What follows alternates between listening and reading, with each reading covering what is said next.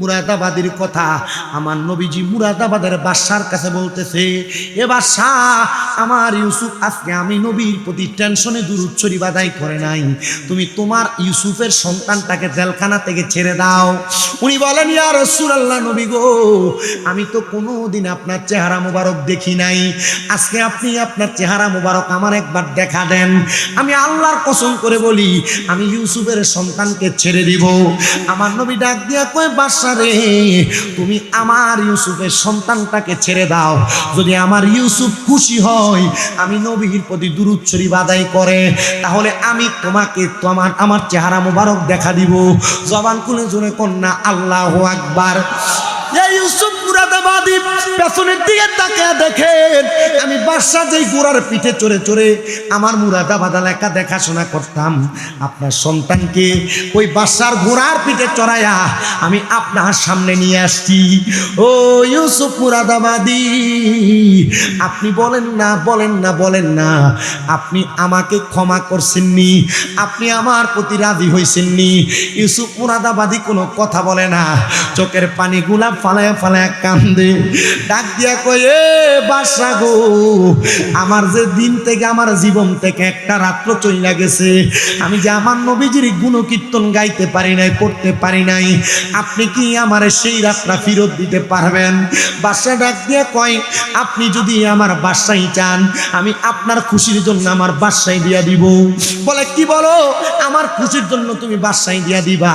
আমি তো জানি তুমি আমার খুশির জন্য বাদশাই দিতা না, তুমি আমার নবীর দিদার পাওয়ার জন্য তোমার বাদশাই ছেড়ে দিতে চাও। না না না, আমি তোমার বাদশাই চাই না, আমি তোমার সম্পদ চাই না, আমি তোমার রাজপ্রাসাদ চাই না, তবে যাও যাও যাও, তুমি যেন মদিনার নবীর দিদার পাও, আমি তোমার কাছে সেই কথাটাই বলে দিলাম, আল্লাহর কাছে সেই দোয়াটা করে দিলাম। ইউসুফ মুরাদাবাদী বলে, জগতের মানুষ তোমরা শোনো, বাদশা আমার কাছ থেকে চলে যায়, আমার সন্তানকে ঘোড়ার পিঠ থেকে নামায়া আমি আমার সন্তানকে আমার কাছে রাখলাম।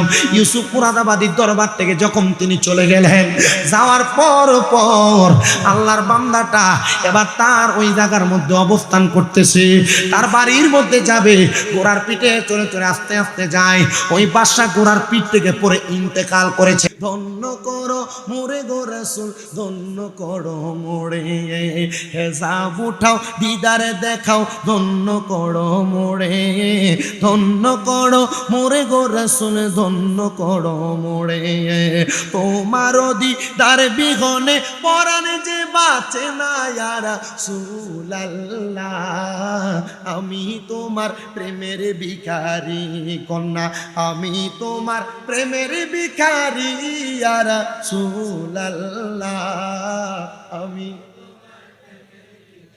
নবীর প্রেম আসেনি অন্তরে?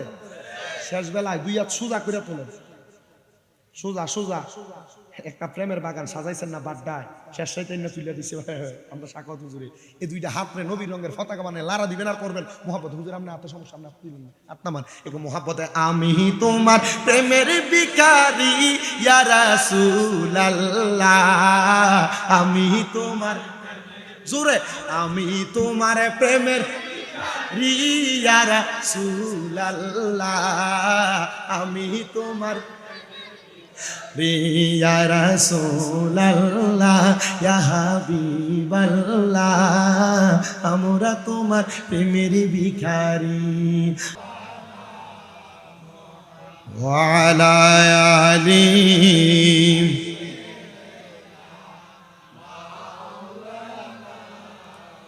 वो जिसके लिए महफिल कौनैन सजी है, फिरदौस भरी जिसके वसीले से बनी है, वो जिसके लिए महफिल कौनैन सजी है, फिरदौस भरी जिसके वसीले से बनी है, वो हाशिमी मक्की मदनी बोले अरबी है, वो हाशिमी की मदनी बोले अरबी है, वो मेरा नबी मेरा नबी मेरा नबी है, वो मेरा नबी मेरा नबी है वो मेरा नबी है, वो मेरा नबी है, वो मेरा नबी है, वो मेरा नबी है, वो जिसके लिए महफिल कौनैन सजी है, फिर तो से बनी जिसके वसीले से बनी है, वो हाशिमी मक्की मदनी बोले अरबी है, वो मेरा नबी मेरा नबी मेरा नबी है, वो मेरा नबी है। अहमद है मोहम्मद है वही खत्म रसूल है, मखदूब मुरबी है वही वाली कुल है। अहमद है मोहम्मद है वही खत्म रसूल है, मखदूम मुरबी है वही वाली कुल है। उस पर ही नजर सारे ज़माने की पड़ी है, उस पर ही नजर सारी ज़माने के पड़ी है, वो मेरा नबी मेरा नबी मेरा नबी है, वो मेरा नबी मेरा नबी मेरा नबी है, वो मेरा नबी है, वो मेरा नबी है, वो मेरा नबी है, वो मेरा नबी है। अल्लाहुम्मा सल्ली मौलाना मुहम्मद व अला आलि सय्यिदिना। ज़िक्र ला इलाहा ला कलमा ला इलाहा ला पढ़न हस्बी रब्बी जल्लल्लाह ओ माफी क़ल्बी गैरुल्लाह। नूर मोहम्मद जो से नूर मोहम्मद हो ला इलाहा इल्लल्लाह ला इलाहा ला इलाहा। कायल हो में वलियों का अब्दुल कादिर जिलानी का, कायल हो में वलियों का हजरत ख्वाजा अजमीरी का। मानती है हर जब दिल से, मानती है हर जब दिल से, जर जर पीरो मुर्शिद का। ला इलाहा ला इलाहा। হায়রে অনেক দূরে মদিনা, আমরা কেমনে যাব জানি না। বলেন আমরা মদিনা যাইতে চাই কি চাই না? কারা কারা যাইতে চাই জবান খুলে একটু ডান হাতটা তুলে আল্লাহরে দেখান, আর মুহাব্বত একটা তাকবীর হবে। স্বামী তো জোরে তাকবীর। নারায়ে তাকবীর। মুহাম্মাদুর রাসূলুল্লাহ সাল্লাল্লাহু আলাইহি ওয়াসাল্লাম। আসেন আমার বাবাজিরা বন্ধুরা, ডাইনে বামে না তাকে কলব জিন্দা করার লক্ষ্যে মহান আল্লাহ জাল্লা শানুহুকে মুহাব্বতে ডাক দিবেন, আর গভীরভাবে নিজের জীবনের গুনার কথা স্মরণ করবেন, আর কলবে ধাক্কা দিবেন যেন আপনার আমার জীবনের গুনাহগুলো মাফ হয়ে যায়। মুহাব্বতে জবান খুলে ডাক দেন আল্লাহ আল্লাহ আল্লাহ আল্লাহ আল্লাহ আল্লাহ Allah Allah Allah Allah Allah Allah ya আমার জায়গা হবে নি আমার মোরা লাশের লাইগা মসজিদের পাশে আমার কবর দিও কইরা আমার জায়গা হবে নি মারহাবা আল্লাহ আল্লাহ আমার জায়গা হবে নি আমার মোরা লাশের লাইগা মসজিদের পাশে আমার কবর দিও কইরা আমার জায়গা হবে নি মারহাবা আল্লাহ আল্লাহ জগৎবাসী রে আমি যেই দিন যাব মারা দুনিয়া ছাড়িয়া ভাই বন্ধু আত্মীয় স্বজন যাবে রে বলিয়া তোমরার দুয়ার মাঝে শরীক রাখিও করিয়া আমার জায়গা হবে নি মারহাবা আল্লাহ জবানটা কইলা আল্লাহ আল্লাহ আমার জায়গা হবে নি আমার মোরা লাশের জায়গা মসজিদের পাশে আমার কবর দিও কইরা আমার জায়গা হবে নি মারহাবা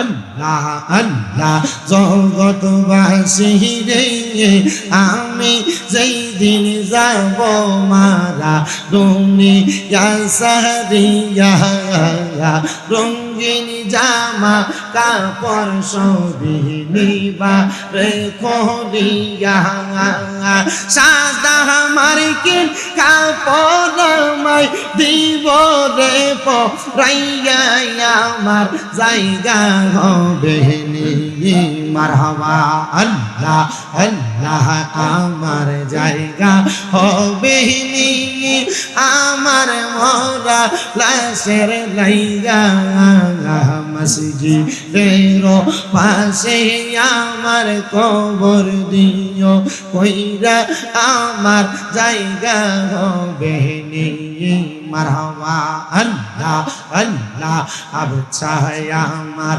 আল্লাহর বন্ধু কোন সন্দেহ না আইয়ো রে আমি মুর্শিদ নামে বড় শান্তি পাই মারহাবা আল্লাহ বাহাদুর শাহ আমার আল্লাহর বন্ধু কোন সন্দেহ না আইয়ো গো আমি মুর্শিদ নামে বড়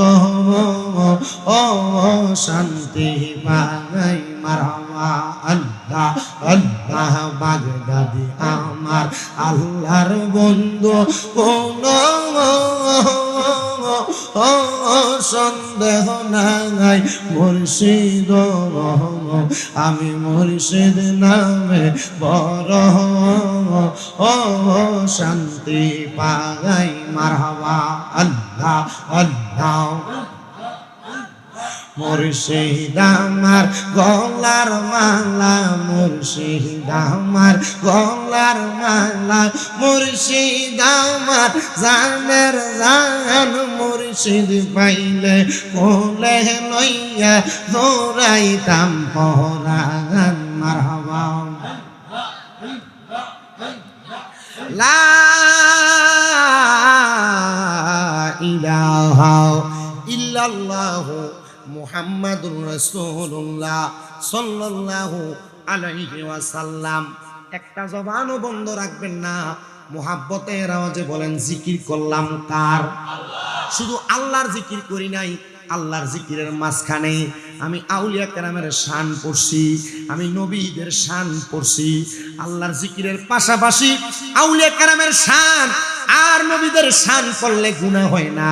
আউলিয়া কেরামের শান পড়লে গুনাহ মাফ হয়, আর নবীদের শান পড়লে, নবীদের জিকির করলে, নবীদের স্মরণ করলে আমাদের গুনাহের কাফারার পরে আমাদের ইবাদত হয়ে যায়।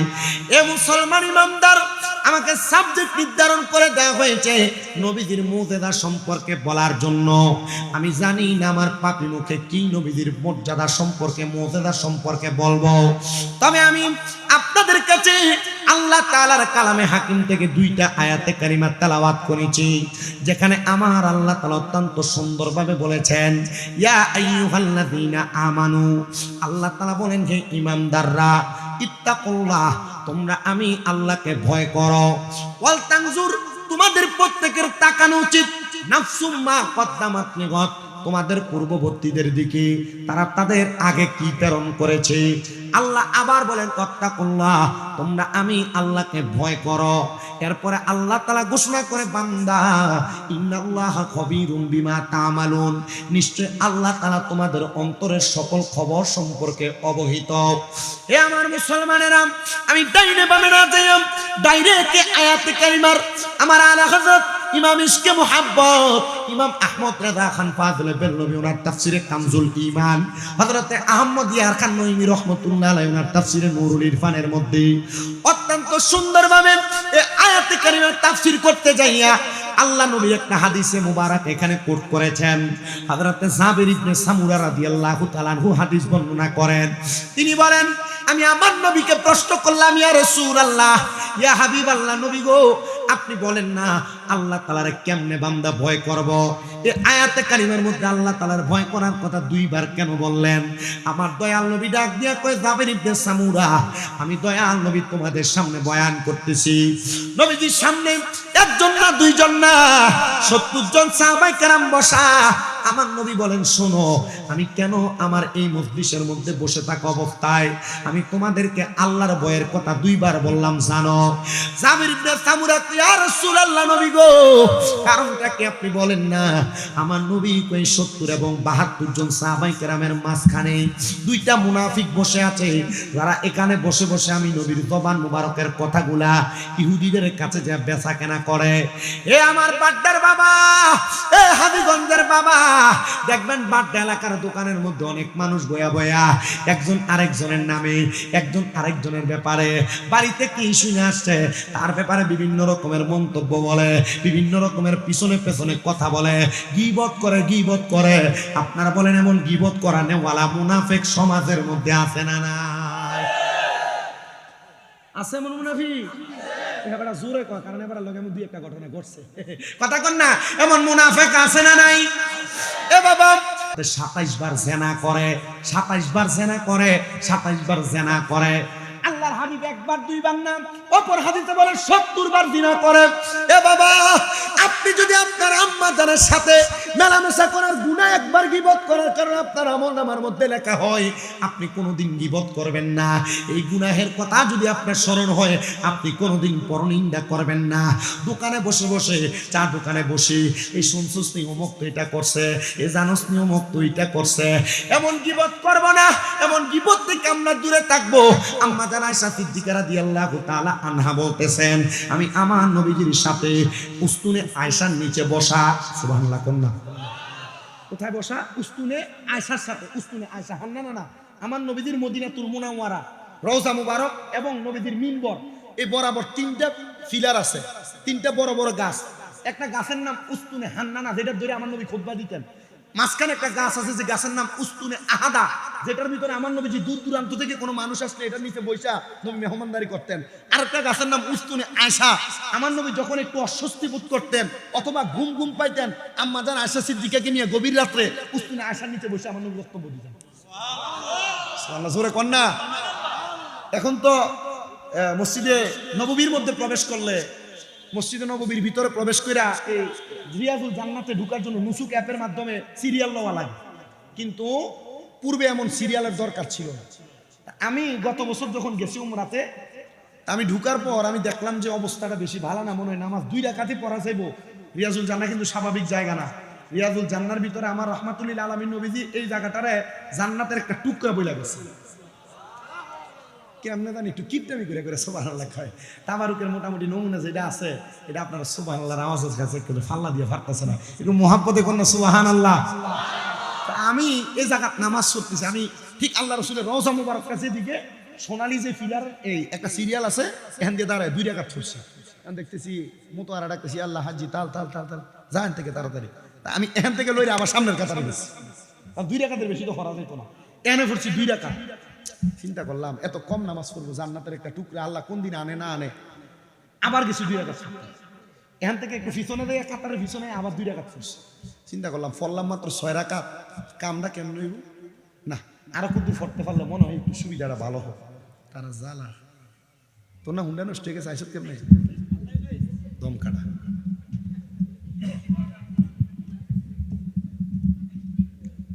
যা আরে বাবা যা, আর আসেনি কোনো মাসুদ কো হুন্ডা লয়ে কাম দেয়, আরে দেখে আসি নলুয়া রাস্তার মাথার ভিতরে খারিয়ে দিছে।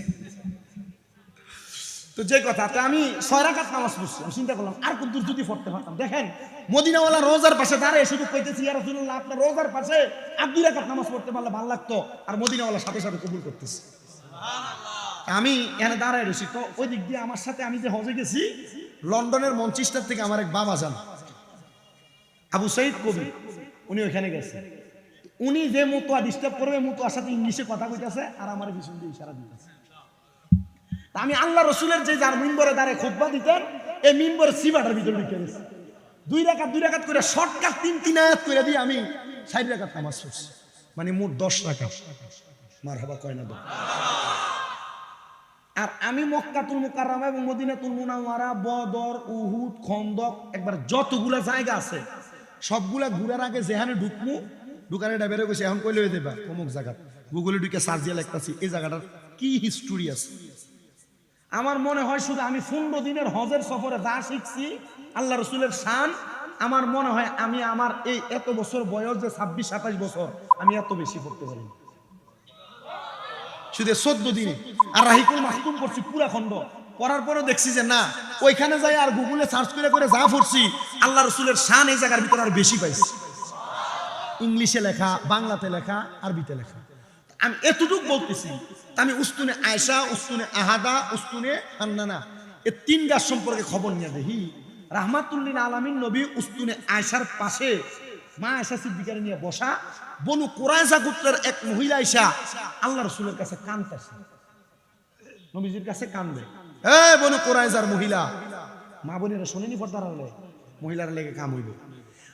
মহিলা কান্না করেন কেন?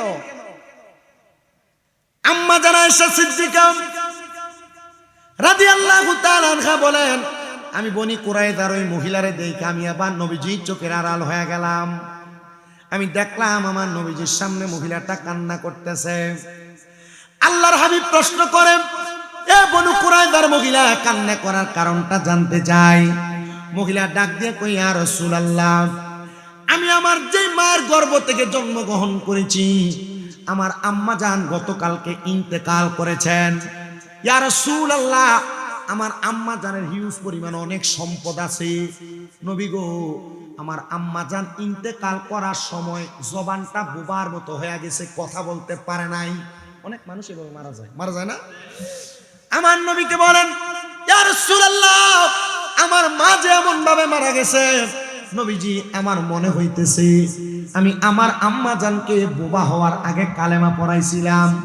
নবী গো, আমার আম্মা জান যদি কথা বলতে পারতেন, আম্মা জানের এত সম্পদ থেকে আমার মনে হয় আমার আম্মা জান সাদাকা করতেন।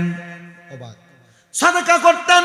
বলে হ্যাঁ ইয়া রাসূলুল্লাহ, এখন আপনি আমাকে বলেন না আমি কি আমার মায়ের দেওয়া সম্পদ থেকে সাদাকা করতে পারবো কিনা? আপনারা যারা আপনাদের বাবার সম্পত্তি ব্যবহার করেন, আপনারা যারা আপনাদের মায়ের ওয়ারিসদার সম্পত্তি ব্যবহার করেন, মা বাবার সম্পত্তি ব্যবহার করলে চলবে না। মা বাবার দেওয়া সম্পত্তিকে আপনি আল্লাহর রাস্তায় মাঝে মাঝে ব্যয়ও করা লাগবে। আমি আপনাদের কাছে আমার বয়ানের ধারাবাহিকতায় কিছু কথা বলে যে একটু মনোযোগ দিয়ে শোনার চেষ্টা করেন। আল্লাহর হাবিব বলেন, এ মহিলা, তুমি যদি চাও তোমার এই টাকা পয়সা সম্পদ থেকে তুমি তোমার মায়ের পক্ষ থেকে তুমি আল্লাহর রাস্তার মধ্যে সাদাকা করতে পারো। ইয়া রাসূলুল্লাহ, আপনি বলেন না গো নবী, আমি কি সাদাকা করলে আমার আম্মা জান শান্তি পাবে, আমার আম্মা জানের রুহুটা শান্তি পাবে? নবী আমার বলে, মহিলা, তুমি তোমার আম্মা জানের পক্ষ থেকে পানি সাদাকা করো। মহিলা ডাক দিয়া কই, ইয়া রাসূলুল্লাহ, নবী গো, আমি আপনি সাক্ষী থাকেন, আমি আমার আম্মা জানের মোহাব্বতে আমি এই জায়গার মধ্যে আরবের মানুষ এবং আরবের বেদুইনদের জন্য তারা যেন পানি আহার এবং পান করতে পারে, আমি এই জায়গাতে একটা কূপ খনন করে দিলাম।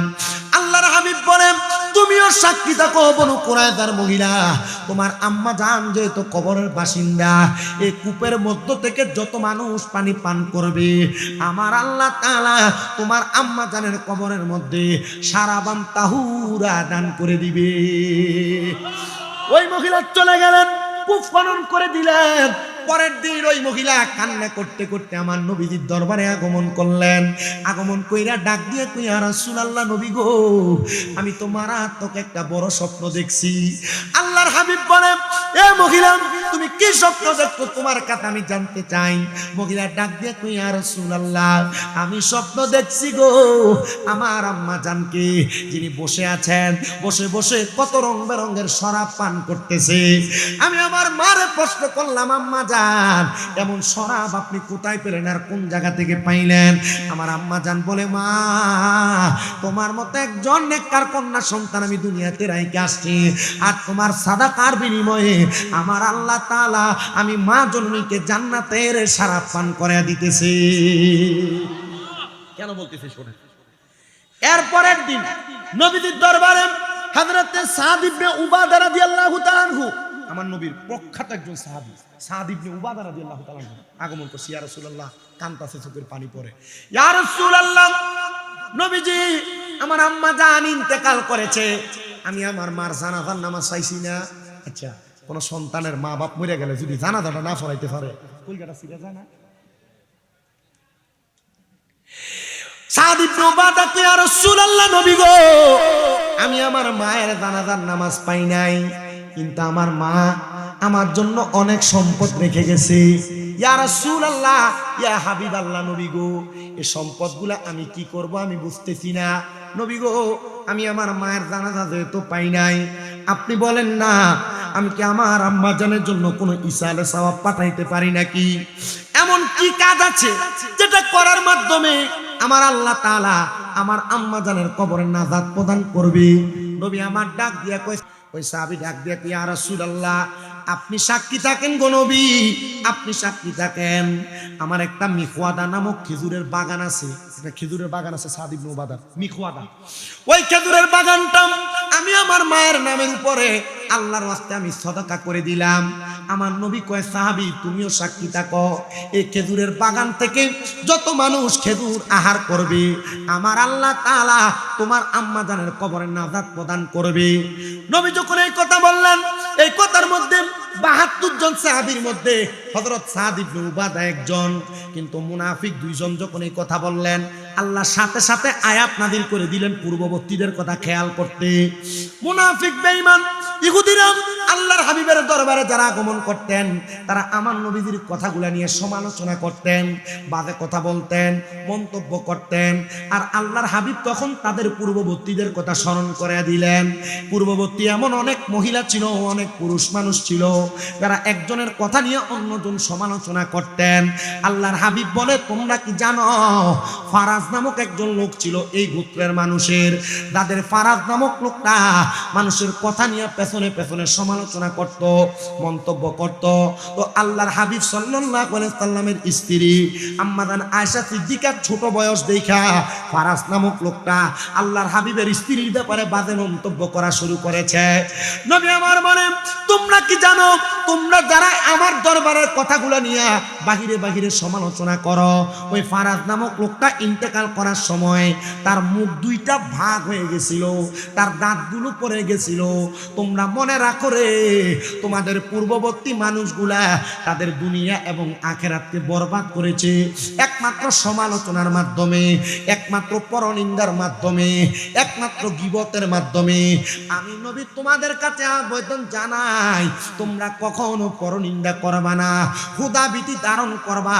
যখন কোনো মানুষের ব্যাপারে গীবত তোমার মুখে আসবে, ঠোঁটে আসবে, তোমার মনে আসবে, তখন তুমি আল্লাহ তাআলার দরবারে চক্ষু বন্ধ করে ইরাদা করবা, আল্লাহ এই মুহূর্তে আমি আমার নফসকে কুরবানি করলাম। বলে, কোন নফসকে কুরবানি করলা? আল্লামা জালালউদ্দিন রুমি রাহমাতুল্লাহ আলাইহি বলে, মানুষের সমালোচনা, মানুষের গীবত, মানুষের পরনিন্দা যে নফস করে, ওই নফসটার নাম হলো নফসে আম্মারা। নফসে আম্মারা ওই নফসটা মানুষের সমালোচনা এবং গীবত, পরনিন্দা, গুনার কাজের মধ্যে মানুষকে নিয়ে যায়। উনি বলেন, এই নফসের দুকার মধ্যে পইরা যখন তুমি চক্ষুটা বন্ধ কইরা আমার আল্লাহ তাআলার কাছে দোয়া করবা, ওগো আল্লাহ আপনার দরবারে ফরিয়াদ জানাই, আমি এই মুহূর্তে আমার একটা নফসের গুনাহকে আমি জবাই করলাম, কুরবানি করলাম, তোমার আমল নামার মধ্যে 1000 উটনি কুরবানি করার সওয়াব দেওয়া হবে। আপনার মনে আছে যে শামীম রাজাটা বন্ড, আপনার মনে আছে যে শাহ সুফি আলহাদ আকবর আলী ফাটোয়ারি রহমতুল্লাহ আলাইহির মাজারে উরুস করেনি, এটা বন্ডামি ছাড়ার কিতা, এটা মনে আছে, কিন্তু আপনি এটা মুখে প্রকাশ করেন নাই। এই মুখ থেকে বাহির করার আগে আপনি এটা জবাই করে দিয়েছেন। আল্লাহর নবী বলতেছেন 1000 উট কুরবানি করলে যে সওয়াব, একটা গীবত মুখের আগায় আসছে, বাহির করে নাই, তার আমল নামায় 1000 উট কুরবানির সওয়াব দেওয়া। আপনার কষ্ট হইতেছে? যেহেতু রাহমাতুল লিল আলামিন নবীর মুজিজার বয়ান, আমি আপনাদের কাছে বিভিন্ন দিকের বয়ান করে করে নবীজির মুজিজাগুলো তুলে ধরার চেষ্টা করব। এবার আসেন আমার নবী রাহমাতুল লিল আলামিন নবীর দরবারে হযরত ওমর ইবনে খাত্তাব রাদিয়াল্লাহু তাআলা, বেশি উপরের ক্লাস না, মাত্র মাদ্রাসার ক্লাস, আলিম প্রথম বর্ষের ভিতরে হাদিসে মিশকাতুল মাসাবিতে হাদিস শরীফটা কত সুন্দর করে দেওয়া। হযরত ওমর রাদিয়াল্লাহু তাআলা আমার নবীজির দরবারে বিচার নিয়ে আসছে, ইয়া রাসূলুল্লাহ, জি নবীজি আপনি জানেন আপনার দরবারে যে আমি আগমন করি, আমি যে আপনাকে বেশি মুহাব্বত করি, আপনার সঙ্গে কথোপকথন করি, আপনার সঙ্গে আমার একটা প্রেমের সম্পর্ক। ইয়া রাসূলুল্লাহ, নবী গো, ও মায়ার নবী রাহমাতুল লিল আলামিন নবী, আমাকে অন্যান্য সাহাবায়ে কেরাম আমার আগে আসার জন্য চেষ্টা করে। নবী আমার ডাক দিয়ে বলে, ওমর তোমার আগে আসার চেষ্টা করে, কিন্তু তারা তোমার আগে আসতে পারে না। আমার রাহমাতুল লিল আলামিন নবী যখন এই জবাব দেয়, হযরত ওমর ইবনে খাত্তাব বলে, ইয়া রাসূলুল্লাহ, এখন থেকে আমি আরো আগে আপনার দরবারে আসার চেষ্টা করব, আরো আগে আসব। আমার নবী ডাক দিয়ে কই, এরপরের দিন হযরত ওমরের নামে আমার কাছে আমি নবীর আরেকজন সাহাবা বিচার নিয়ে আসছে। ইয়া রাসূলুল্লাহ, হযরত ওমর আমাকে গালের মধ্যে আঘাত করছে, একটু রাগান্বিত সাহাবী, জোরে থাপ্পড় মারছে। কি করছে? আমার নবীজি প্রশ্ন করেন, এ সাহাবী হযরত ওমর তোমাকে এমনি এমনি আঘাত করে নাই, কারণ সাহাবায়ে কেরাম হলো আমাদের সত্যের মাপকাঠি। সাহাবায়ে কেরাম যদি বেইনসাফের সাথে আঘাত করে, এটা হতে পারে না, আমরা তাদের থেকে শিখব। নবী আমার ডাক দিয়া কই, শোনো, আমার ওমর যদি তোমাকে আঘাত করে থাকে ঠিক করেছে। হযরত ওমর রাদিয়াল্লাহু তাআলা আনহু দেখছে যে বিশাল লই ওই সাহাবী আগমন করছে, মাথাটা নিচা কইরা আল্লাহর হাবিবের দরবারে আগমন করছে। আমার নবী রাহমাতুল লিল আলামিন নবীকে, ইয়া ওমর, ওমর তুমি যে সামনে আসছো, ওমর কথা বলে না, আজকে সালামও দিছে একবারে নিম্ন ভাষায়, অন্যদিন আসসালামু আলাইকুম ইয়া রাসূল, আসসালাতু ওয়াসসালামু আলাইকা ইয়া রাসূলুল্লাহ, সালামুন আলাইকা ইয়া রাসূলুল্লাহ কই সালাম দেয়। কিন্তু এই দিন হযরত ওমর একবারে নিচা সুরে সালাম দিছেন। জোরে কয় না তো সুবহানাল্লাহ। আমার নবী প্রশ্ন করে না, ওমর তুমি কেন ওই সাহাবীকে আঘাত করলা? নবী আমার জিজ্ঞাসা করে, ইয়া ওমর, তুমি আমার দরবারে আসতে কেন আজকে দেরি হইল? আপনার কি কষ্ট হইতেছে? হুজুর বিরিয়ানি কি আমার ফরফর দিবেন না? ফজর সময় আখির মুনাজাত আমার পরে আইবো কেন? আমি আখির মুনাজাত করব। আচ্ছা ঠিক আছে। আমার নবীজি জিজ্ঞাসা করছে কি আজকে আসতে দেরি হচ্ছে কেন?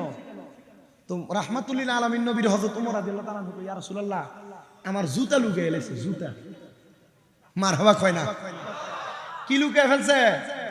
আমার জুতা লুকিয়ে ফেলছে। রাহমাতুল লিল আলামিন নবী মুস্কি মুস্কি হাসে। ওই সাহাবীর মনটা বেদার হয়ে গেছে।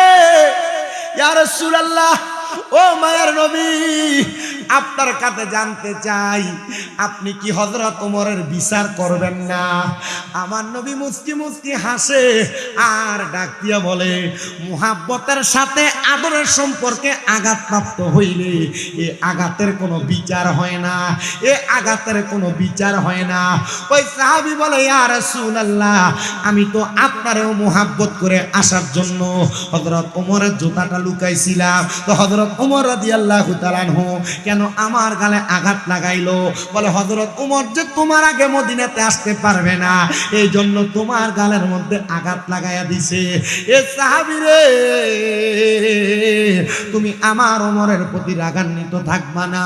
আল্লাহর হাবিব সাল্লাল্লাহু আলাইহি ওয়াসাল্লাম বলে, কোন মুসলমানের প্রতি রাগান্বিত থাকে আর যদি ইসলামের স্বার্থে মুহাব্বতের স্বার্থে ওই রাগটাকে ত্যাগ করে, আমি নবীজি তার দিকে মুস্কি হাসি দিব এবং তার হাতে ধরে ধরে আমি নবী জান্নাতে নিয়ে যাব। রাগের হাদিস, রাগের, আপনারা যে রাগ করেন না ইসলামের স্বার্থ, আমরা মানা করে রাগ বলে করেন আব্বা, আরে করেন রাগ হুদা ভাই বেটি দিলেও করেন না রাগ, এটা রাগ বেশি অন্যদিকে ফিরে উঠতে তাই না। আপনারা কি কষ্ট হইতেছে? আমি জানি না আসলে আপনারা কোন লেভেলের ওয়াজ শোনেন। আমি এদিকে আর আইছিলাম না কোনো দিকে, এ মাহফিল আইছি না, তবে এদিকে ভিতরে গেছিলাম, আমার মনে আছে। হাতিয়ে কম দানের পর আর রাখি পাতানি, এরা ভালো মানুষ সাতানিস কোনা নেই হুজুরে সবাই এদিকে মোবাইল। আচ্ছা, এটা কিসের হাদিস শুনাইলাম? রাগ রাগ রাগ রাগ করেন না, রাগ না করলে লাভ আছে নি?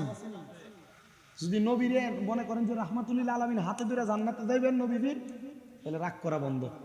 আল্লাহ কবুল করো। আমার নূরের নবী রাহমাতুল আলামিন নবী আমার সোনাতে উম্মত, তাহলে আমি নবীজি তার হাতে ধরে কোথায় নিয়ে যাব? জান্নাতে নিয়ে যাব। মারহাবা কোন? এবার আমার নবীজি রাহমাতুল আলামিন নবীর সাহাবায়ে কেরামের ঘটনা থেকে নবীর মুজিজা বুঝলেন। নবীজি শুধু জান্নাতে নিয়ে যাবেন, দেখেন দুনিয়াতে জান্নাতে সুসংবাদ দেয় রাহমাতুল আলামিন নবীজি, আর ওই নবীজির উম্মত হয়ে আমরা দুনিয়াতে গুনাহ, সুদ, ঘুষ, জিনা, ব্যভিচার, পরনিন্দা, গীবত, রাগারাগি, মারামারি, হানাহানি করতেছি। আর করি বিদায় পরশুদিন এমন একটা লারা দিছে ভূমিকম্প, পুরাটা দুনিয়া লেরে লিছে। ভূমিকম্প যদ্দুর মানুষটা না লারছে, ফেসবুকের ভিতরে ঢুকিয়ে দিই শুধু ভূমিকম্প ভূমিকম্প ভূমিকম্প, এরা ফেসবুকে ভূমিকম্প তুলে লাইছে।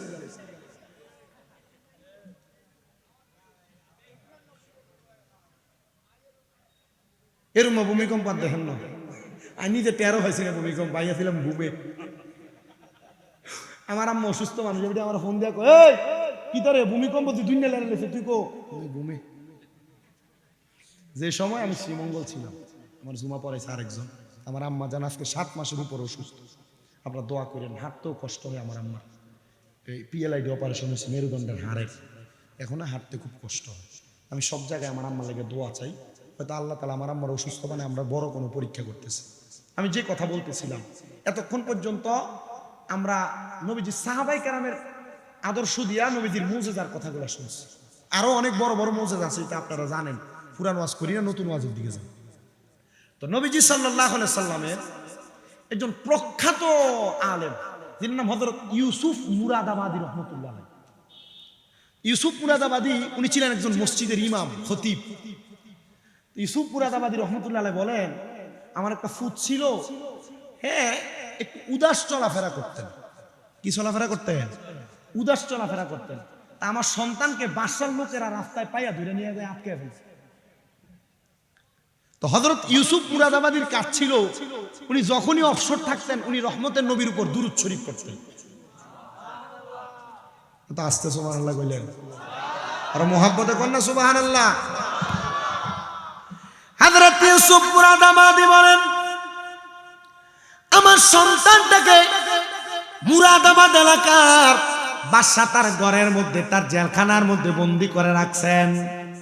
আমি ইউসুফ মুরাদাবাদী, আমি সব সময় আমার নবীর উপর দুরূদ শরীফ আদায় করতাম, কিন্তু ওই দিন আমি আমার নবীজির উপর দুরূদ শরীফ আদায় করতে পারি না, আমার সন্তানের টেনশনে, আমার পরিবারের। হযরত ইউসুফ মুরাদাবাদী বলেন, জগতের মানুষ তোমরা শুনে নাও, আমি যখন এমন টেনশন করতে লাগলাম, হঠাৎ টেনশন টেনশনে টেনশনে আমার পুরোটা রাত্রি যখন অতিবাহিত হয়ে যায়, আমি দেখলাম আমার ঘরের দরজার মধ্যে কে যেন আওয়াজ দেয়।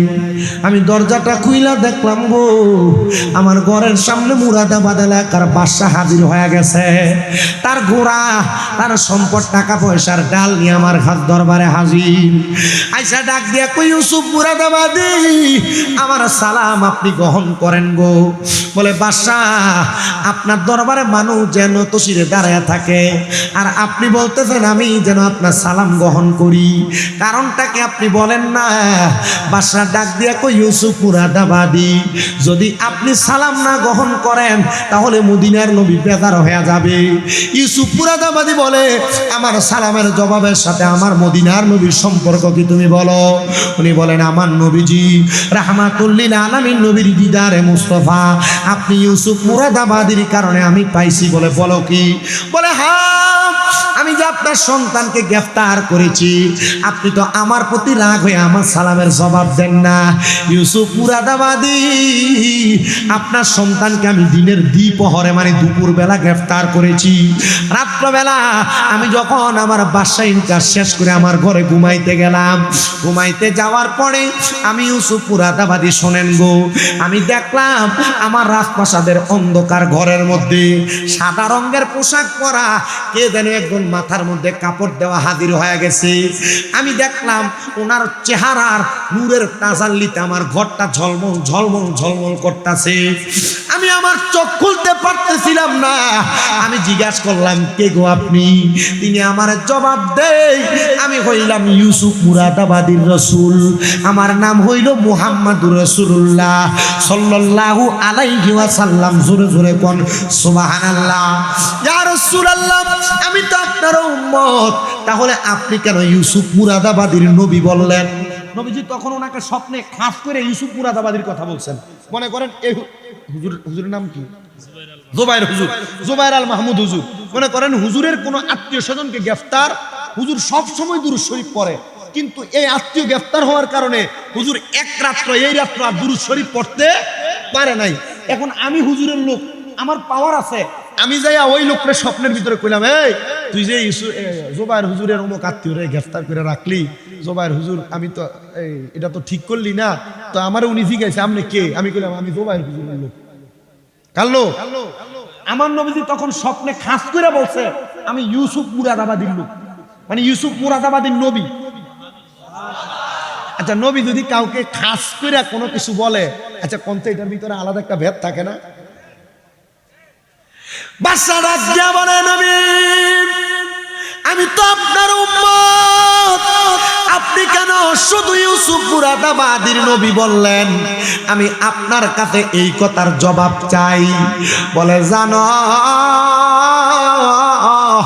আমার ইউসুফ আমি নবীর প্রতি দুরূদ শরীফ আদায় করে, আর আমি রাহমাতুল লিল আলামিন নবী, আমার ইউসুফের দুরূদ শরীফের আওয়াজ আমি মদিনাতুল মুনাওয়ারায় বসে বসে শুনি, মদিনাতুল মুনাওয়ারায় থেকে থেকে শুনি। আমি জানতে চাই, আমার নবীজিকে দুরূদ শরীফ আর সালাম প্রদান করলে আমার নবী আমাদের দুরূদ শোনে কি শোনে না? ওরে আমার নবী বহু দূরে, আরে ইমানদারের জানের কাছে বলেন আমার নবী বহু, আরে ইমানদারের জানের কাছে উম্মতেরা সালামে দিলে উম্মতেরা নবী শুনতে পাইলে নিরা লাই গো নবী লাই বলেন পাইলে নিরা। তোমার দুই চরণে চুমু খাবো, দুই চরণে চরণে দুলি মাখবো গায়ে, পাইলে নিরা লাই গো নবী পাইলে নিরা লাই বলেন পাইলে নিরা। আরে আমরা মৃত লাশ হইলে নবী কেউ নিবে না আমরা রে কুলে, বলেন আমরা মৃত লাশ হইলে আরে কেউ নিবে না আমরারে কুলে। হাইরে দয়া কইরা কুলে নিবেন, দয়া কইরা নিবেন নবী মুস্তাফাই, পাইলে নিরা লাই গো নবী। কয় না রে বলেন পাইলে নিরা। আপনার দুই কদমে চুমু খাবো, দুই কদমে বচরণে দুলা মাখবো গায়ে, পাইলে নিরা লাই গো নবী, পাইলে নিরা লাই, পাইলে নিরা লাই গো নবী। মুসলমান হযরতে ইউসুফ মুরাদাবাদীর কথা আমার নবীজি মুরাদাবাদের বাদশার কাছে বলতেছে, এ বাদশা, আমার ইউসুফ আজকে আমি নবীর প্রতি টেনশনে দুরূদ শরীফ আদায় করে নাই, তুমি তোমার ইউসুফের সন্তানটাকে জেলখানা থেকে ছেড়ে দাও। উনি বলেন, ইয়া রাসূলুল্লাহ, নবী গো, আমি তো কোনোদিন আপনার চেহারা মোবারক দেখি নাই, আজকে আপনি আপনার চেহারা মোবারক আমার একবার দেখা দেন। আমি আল্লাহর কসম করে বলি, আমি ইউসুফের সন্তানকে ছেড়ে দিব। আমার নবী ডাক দিয়া কয়, বাদশা রে, তুমি আমার ইউসুফের সন্তানটাকে ছেড়ে দাও, যদি আমার ইউসুফ খুশি হয়, আমি নবীর প্রতি দুরূদ শরীফ আদায় করে, তাহলে আমি তোমাকে আমার চেহারা মোবারক দেখা দিব। জবান খুলে জোরে কন্যা আল্লাহু আকবার। ইউসুফ মুরাদাবাদী পেছনের দিকে তাকিয়ে দেখেন, আমি বাদশা যেই ঘোড়ার পিঠে চড়ে চড়ে আমার মুরাদাবাদ এলাকা দেখাশোনা করতাম, আপনার সন্তানকে ওই বাদশার ঘোড়ার পিঠে চড়াইয়া আমি আপনার সামনে নিয়ে আসছি। ও ইউসুফ মুরাদাবাদী, আপনি বলেন না, আপনি আমাকে ক্ষমা করছেননি, আপনি আমার প্রতি রাজি হয়েছেননি। ইউসুফ মুরাদাবাদী কোনো কথা বলে না, চোখের পানিগুলা ফালায় ফালায় কান্দে, ডাক দিয়া কয়, এ বাদশা গো, আমার যে দিন থেকে আমার জীবন থেকে একটা রাত্র চইলা গেছে, আমি যে আমার নবীজির গুণকীর্তন গাইতে পারি নাই, পড়তে পারি নাই, আপনি কি আমার সেই রাতটা ফেরত দিতে পারবেন? বাদশা ডাক দিয়া কয়, আপনি যদি আমার বাদশাই চান, আমি আপনার খুশির জন্য আমার বাদশাই দিয়া দিব। বলে, কি বলো, আমার খুশির জন্য তুমি বাদশাই দিয়া দিবা? আমি তো জানি তুমি আমার খুশির জন্য বাদশাই দিতা না, তুমি আমার নবীর দিদার পাওয়ার জন্য তোমার বাদশাই ছেড়ে দিতে চাও। না না না, আমি তোমার বাদশাই চাই না, আমি তোমার সম্পদ চাই না, আমি তোমার রাজপ্রাসাদ চাই না, তবে যাও যাও যাও, তুমি যেন মদিনার নবীর দিদার পাও, আমি তোমার কাছে সেই কথাটাই বলে দিলাম, আল্লাহর কাছে সেই দোয়াটা করে দিলাম।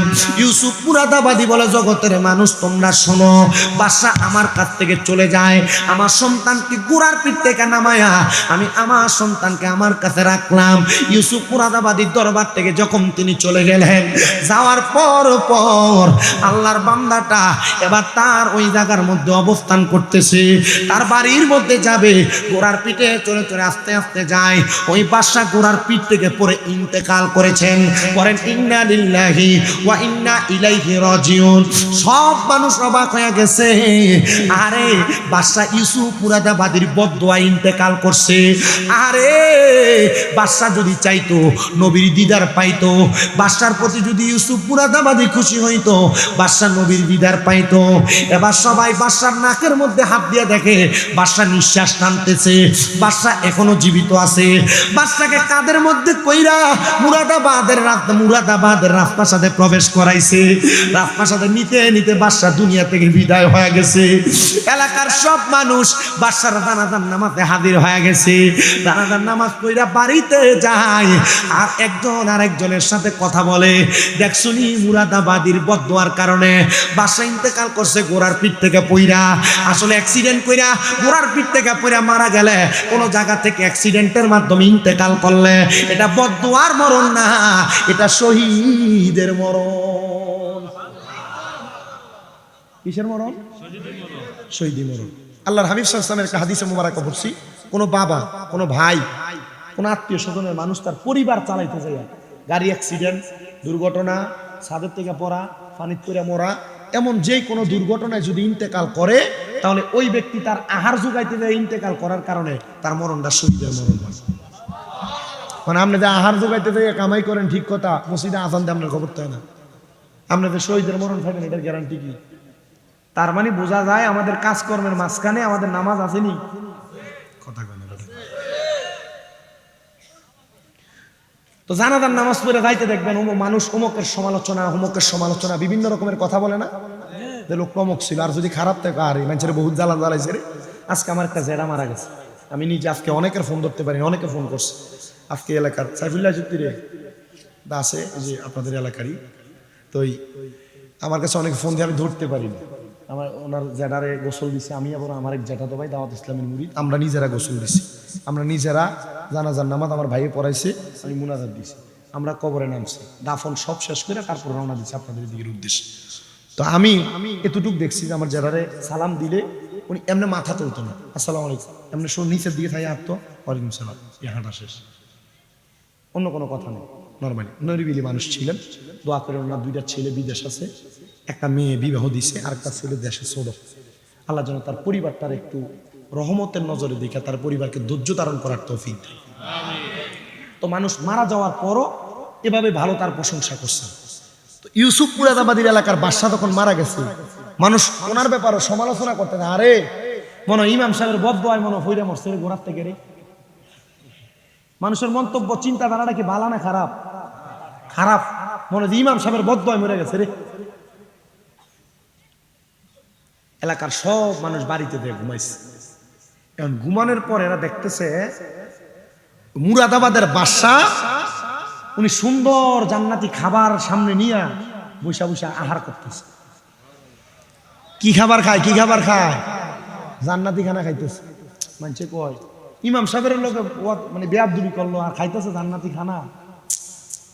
বিষয়টা একটু অন্যরকম গেছে। তাড়াতাড়ি ইউসুফ মুরাদাবাদীর দরবারে, হুজুর আপনার সন্তানকে যে অ্যারেস্ট করছিল এ বাদশা ইন্তেকাল করছে, এত ঘোড়ার পিঠ থেকে পড়ে মরছে, আমি যে স্বপ্ন দেখলাম এ সুন্দর সুন্দর খানা নিয়ে বয়ে রয়েছে, হুজুর এটার কাহিনী কি বলেন? একজন যে অনেক কথা বলছে, পুরো মসজিদের মুসল্লিরা উঠে কয় হ্যাঁ হুজুর হ্যাঁ স্বপ্ন দেখছে, আমি একই স্বপ্ন দেখছি। মারহাবা কর না। ইউসুফ মুরাদাবাদী বলেন তোমরা আমার একটু সময় দাও, আমি সামান্য সময় নেই, যে সময়ের মাধ্যমে আমি আমার এলাকার মানুষকে তোমাদের জবাব দিতে পারবো। ইউসুফ মুরাদাবাদী 2 রাকাত নামাজ আদায় করলেন, সিজদার মধ্যে যে চক্ষুটা বন্ধ করে রাখলেন, ডাক দিয়ে বলে এলাকার মানুষ তোমরা শুনো, আমি আবার বাদশারে মুরাকাবার মাধ্যমে নামাজের মধ্যে জিজ্ঞাসা করলাম, ওগো বাদশা আপনি বলেন না আপনি যে ইন্তেকাল করলেন আপনার তো শখ ছিল নবীকে দেখবেন, আপনি কি নবীরে দেখছেন? আর আপনি যে জান্নাতি খানা ফেনা খাইতেছেন এটার কারণটা কি? ইউসুফ মুরাদাবাদী বলেন জগতের মানুষ তোমরা শুনো রে, আমারে ওই বাদশা জবাব দেই, আমি যখন ঘোড়ার পিঠ থেকে পড়ে যাই, আমি পিঠ থেকে পইরা লম্বা লম্বি হইয়া শুয়াছিলাম, এমন টাইমে আমি স্বপ্ন দেখলাম গো আমার কাছে আল্লাহ তাআলা রহমতের ফেরেশতারা আমার রূহ নেওয়ার জন্য চেষ্টা করে, কিন্তু ফেরেশতারা আমার রূহ নিতে দেয় না। আরে কেমন কারণে রূহ নিতে দেয় না জানো? আল্লাহর নবীর হাদিসে মুবারাকা তিরমিজি শরীফের হাদিস পড়ে আসলে দেখলাম আল্লাহর নবী ডাক দিয়ে কই উম্মত, কোন ইমানদার নবী প্রেমিক যদি ইন্তেকাল করে আজরাইল তার রূহটা নিতে কষ্ট হয়ে যায়। কারণ কি গো নবী, কেন কষ্ট হয়? আমার নবী বলে কোন ইমানদার বান্দা যখন ইন্তেকাল করবে ওই বান্দাটার সামনে আমার আল্লাহ তাআলা আজরাইল পাঠানোর আগে 2টা রহমতের ফেরেশতা পাঠায়া দেয়। ওই ফেরেশতাগুলা ইমানদার বান্দার সামনে ডাইনে বামে ঘুরতে থাকে। এবার আজরাইল আইসা ইমানদারের বুকটার ভিতর দিয়া যখন রূহটা বাহির করার চেষ্টা করে, ইমানদার বান্দার বুকের মধ্য থেকে ফেরেশতারা ডাক দিয়া কয়, এ আজরাইল বান্দার রূহ এখান দিয়া নিতে পারবা না, কারণ বান্দার বুকের মধ্যে আল্লাহ নবীর ভালোবাসা আছে। এবার আপনারা বলেন আমরা সবাই বুকের মধ্যে আল্লাহ নবীর ভালোবাসা নিয়ে মরতে চাই কি চাই না? কারা কারা চাই ডান হাত তুলে আমার আল্লাহরে দেখায়। আল্লাহ কবুল করেন জোরে কোন আমিন। আমার মরণের কতদিন বাকি আমি জানিলাম না গো আল্লাহ মরণের কতদিন বাকি আমার মরণের আমি জানিলাম না গো আল্লাহ মরণের কতদিন বাকি হঠাৎ আজরাইল আসিয়া যখন হস্তে দিবা দড়ি তখন আমার মনা বাই করবে লুকাচুরি আমি জানিলাম না গো আল্লাহ মরণের বাকি আমার মরণের কত আমি জানিলাম না গো আল্লাহ মরণের কত দিন বাকি আর হায়াত হইল হাতে বাইরে মত হইল পায়ে যেই যায় গাইজার মরণ লেখা সেই যায় গাইছে মরে আমি বুঝিলাম না গো আল্লাহ মরণের কত দিন বাকি আমার মরণের কত দিন বাকি আমি জানিলাম না গো আল্লাহ মরণ দিন বাকি বাইরে 30 পারা কোরআন বাইরে মনে রাইখো তো অন্তর মাঝে জায়গা দিয়া রাখিবা খবর আমি বুঝিলাম না গো আল্লাহ মরণের কত দিন বাকি আমার মরণের কত আমি জানিলাম না গো আল্লাহ মরণের কত দিন বাকি বাড্ডার বাবা ও বাড্ডার মুরব্বীরা বাড্ডার পর্দার অন্তরালের মা বোনেরা যুবক ভাইরা আল্লাহর হাবিব বলে এবার রুহুটারে কবজ করার জন্য বুক থেকে যখন ফিরা যাবে এবার বান্দাটার রুহুটা কবজ করার জন্য আজরাইল আলাইহিস সালাতু ওয়াস সালাম বান্দার কপালটার মধ্যে মুখটার মধ্যে হামলা করবে আরে কপালের মধ্যে থাইকা দুইটা ফেরেশতা বাধা দিয়া বলবে রে আজরাইল বান্দার কপাল দিয়া রূহ বাহির করতে পারবা না কারণ বান্দার কপালের মধ্যে নামাজ দেওয়ার কারণে নামাজ পড়ার কারণে তার সেজদার নূর বিরাজমান আছে ওই বান্দাটা তখন এবার তার বিছানাতে পড়ে থাকবে এবার ইমানদার বান্দার কাছে আজরাইল আবার আসবে ডান দিক দিয়ে হামলা করবে ডান দিক দিয়ে হামলা করার সাথে সাথে ইমানদার বান্দার রূহটার জবাব দিবে ইমানদার বান্দার রূহটার কাছ থেকে দুইটা ফেরেশতা জবাব দিবে রে আজরাইল ইমানদার বান্দার রূহ তো তুমি ডান দিক দিয়া কবজ করতে পারবা না কারণ তার ডান দিক দিয়া তার আম্মা আব্বার খেদমতটা বিরাজমান ইয়া রাসূলুল্লাহ আর কেমনে আজরাইল আমরা রূহটা কবজ করব কয় এবার বান্দার বাম দিকের বাহুর মধ্যে হামলা করবে বাম দিকের বাহুর মধ্য থেকে জবাব আসবে রে আজরাইল বান্দার বাম দিক দিয়ে রূহ কবজ করতে পারবা না কারণ বান্দার বাম দিকে তার দান এবং সাদাকা গুনাহ আছে আরে হযরত ইউসুফ মুরাদাবাদীর কাছে আবার বাদশা ডাক দিয়া কয় জানেননি গো হুজুর আমি যে আপনার কাছে আমার জবাব দিতে করতেছি আমার ইন্তেকালের সময় আমার রূহ তারা নিতে পারে নাই আমি দেখলাম রাহমাতুল লিল আলামিন নবী আমার সামনে আসছে নবী আমার মাথার মধ্যে হাতটা বুলিয়ে দিতেছে আর আমি আমার নবীকে বললাম ইয়া রাসূলুল্লাহ আপনারা বলছেন আপনার চেহারা মোবারক আমার দেখাইবেন আমার নবীজির চেহারা মোবারকের উপর থেকে কাপড়টা সরানো আমার নবী আমার দিদার দিতেছে আমার নবী আমার দেখা দিতেছে আমি দেখা পাইয়া বড় খুশি হয়ে গেলাম বড় অবাক হয়ে গেলাম রাহমাতুল লিল আলামিন নবীজি আপনি কেন আমার দেখা দিলেন বলে তুমি যে আমি নবীর দিদার পাওয়ার জন্য আবু ইউসুফ মুরাদাবাদীরে খুশি করছো আমি আল্লাহ তাআলার পেয়ারা হাবিব তোমারে খুশি করার জন্য আমি তোমার মরণকালে চইলা আসছি এবার আপনারা বলেন আমরা যদি নবীরে খুশি করতে চাই আজকে যে একজন হঠাৎ আল্লাহ পাকের খাস বন্ধু শাহ সুফি আল হাদ আব্দুরানী পাটোয়ারি রহমতুল্লাহ আলাইহি ওনার মাহফিলের মধ্যে আমরা হাজির হয়ে গেছি আমার নবী আজকের মাহফিলের উসিলায় আমরার প্রতি রাজি এবং খুশি হইতে পারে কি পারে না এ মুসলমান এ নবীর উম্মতের দলেরা আমি আপনাদের কাছে আরেকটা কারগুজারের জন্য একটা ঘটনা শোনায়া দিব যেহেতু রাত্র এখন 1:51 বাজে তাহাজ্জুদের ওয়াক্ত না, রাত্রে 1:51 বাইজা গেছে। আমি আপনাদের কাছে আরেকটা কারগুজারের ঘটনা শোনাই। হযরতে সুলতান মাহমুদ গজনবী রহমতুল্লাহ আলাইহি বড় আল্লাহ তাআলার একজন বান্দা এবং বাদশা। উনি দুনিয়ার জমিনের মধ্যে একটা খাস ইবাদত করতেন। বাদশার কাম হইল উনি দিনের বেলা ওনার এলাকা পরিচালনা করতেন, গভীর রজনীতে ঘুম থেকে উইঠা তাহাজ্জুদের নামাজ পড়তেন। জোরেও কইলেন না আপনারা, কিপটামি করে সুবহানাল্লাহ। আইয়া যে অবস্থা দেখছি মাহফিলের প্যান্ডেলের, এখন যে সুবহানাল্লাহ কোনার আপনারা আইছেন, এটাই তো আমার ভাগ্য। মারহাবা কন্যা, আর জোরে মারহাবা। আব্বাজি, বর্তমান সমাজের মানুষ আলেম ওলামার ওয়াজ শুনতে চায় না, এটা ভাইরাসের পাগল হইছে। হ্যাঁ, আমার এলম কালাম আছে, কামেল 2য় বর্ষে এবার ফাইনাল পরীক্ষা দিলে তাহলে মুফতি হইব নামের আগে, এটা নামের মুফতি, কামের হইতো না। আমার আগে যে হুজুর ওয়াজ করছে, সুন্দর ওয়াজ করছে না, আমরা কই আছিলেন দেখছি তো বাজারটার ভিতর কি একটা খেলা জমাইলেছিলেন আপনারা। আর এখন মনে হয় আমার ছটফটিওয়ালা আর বুটওয়ালাটি মনে বদ্ধ দিতেছে, দমকার হুজুর করতে গেছে, আমরা সব কিছু তালে গেছি। অসুবিধা কি, আমরা বসছি, ইনশাল্লাহ কিছু শিক্ষা বাড়িতে দেবো, আল্লাহ কবুল করো, কামিন করো। তো হযরত সুলতান মাহমুদ গজনবী রহমতুল্লাহ আলাইহি ওনার কাজ হলো উনি তাহাজ্জুদ নামাজ পড়তেন। কি নামাজ? বালা কাম না খারাপ কাম? বেশি বালা কাম। মা আয়েশা সিদ্দিকা রাদিয়াল্লাহু তাআলা আনহা থেকে হাদিস বর্ণিত, তিনি বলেন, আমি একদিন আমার নবীজিরে দেখলাম, নবীজি তাহাজ্জুদ নামাজের মুসল্লা থেকে উঠছেন, এত লম্বা রুকু, এত লম্বা সেজদা। নবীজি সালাম ফিরানোর পর দেখি নবীজির চোখ মুবারক লাল হয়ে গেছে, আর নবীজির চোখের পানি মুবারক পইরা নবীজির গাল মুবারক, দাড়ি মুবারক গুলা ভিজা গেছে। আমি নবীজিরে জিজ্ঞাসা করলাম, ইয়া রাসূলুল্লাহ, আপনি এভাবে কান্না করেন আর এত কষ্ট করে নামাজ পড়েন কেন? কারণ আপনাকে তো আল্লাহ তাআলা জান্নাতের মালিকই বানিয়ে দিয়েছেন।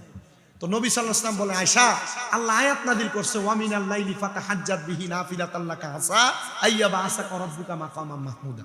আমার কইছে রাতের কিছু অংশে তাহাজ্জুদের নামাজ পড়তে, আল্লাহ আমি যদি তাহাজ্জুদ নামাজ পড়ি আমার মাকামে মাহমুদ, প্রশংসার জায়গা দান করব।